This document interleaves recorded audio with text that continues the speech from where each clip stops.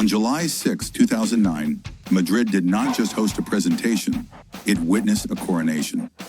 80,000 people packed the Santiago Bernabéu, not for a match, but simply to see one man walk onto the grass. The air was electric. People had been waiting outside for hours. When Cristiano Ronaldo finally emerged in the iconic white jersey, the roar was deafening. He stood on a stage alongside Alfredo Di Stefano and Eusebio, looked at the crowd and shouted, "Uno, dos, tres, Hala Madrid!" Welcome back to History Time. In our last episode, we saw the show pony conquer England. Today, we witnessed the birth of a god.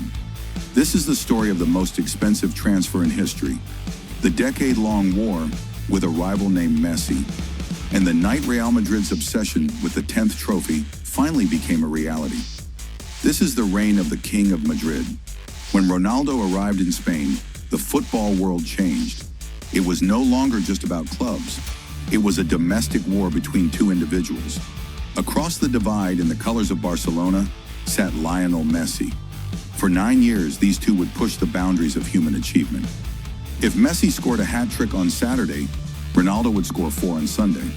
If Ronaldo won the Golden Shoe, Messi would win the Ballon d'Or. It was a rivalry that turned every El Clasico into the most watched sporting event on the planet. But it wasn't just about stats, it was about moments.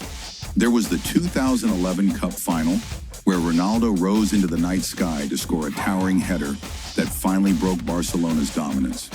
There was the famous Calma celebration at the Camp Nou in 2012, where he silenced 90,000 fans with a single goal that sealed the league title.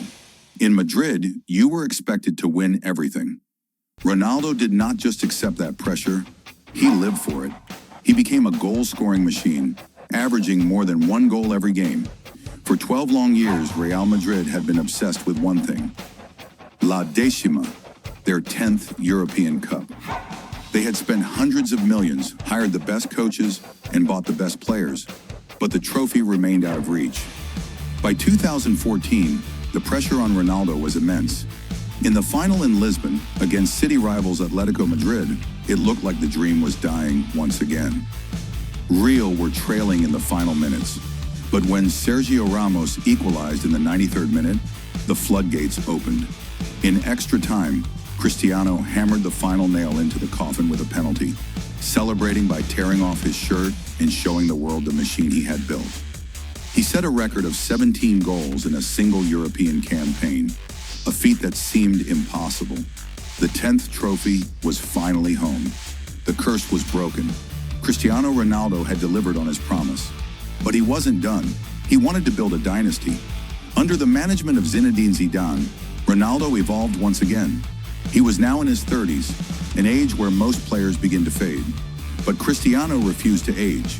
He transformed from a lightning-fast winger into the world's most lethal poacher. From 2016 to 2018, Real Madrid achieved something no team had done in the modern era. They won 3 European titles in a row. Ronaldo was the heart of it all. He was the man for the big nights. In 2017 against Juventus, he scored twice in the final. In 2018, he produced a moment that transcended team loyalty, a bicycle kick against Juventus in Turin that was so perfect, opposing fans stood up to applaud him. It left the legendary Gigi Buffon frozen. He had become the all-time top scorer in the competition's history. He had won 4 Ballon d'Ors in Madrid alone. He had become the greatest player in the history of the greatest club in the world. But behind the trophies, a shadow was growing. Tensions with the club's leadership were beginning to surface. After winning his 5th European title in 2018, Ronaldo stood on the pitch in Kyiv and spoke in the past tense. "It was very nice to be at Real Madrid," he told the cameras. After 451 goals in 438 games, the king was leaving his throne. He had won everything there was to win in the white of Madrid. The hunger that had driven him from the streets of Madeira was still alive. He wanted to prove he could conquer a 3rd league. But as he packed his bags for Italy, he had no idea that the final chapter of his career would be his most difficult yet. Subscribe to History Stories Time and hit the bell. In our final episode, we follow the legend to Juventus, witness the emotional homecoming to Manchester United, and see the move to the desert that changed the world of football forever. Don't miss the conclusion of the greatest story in sports history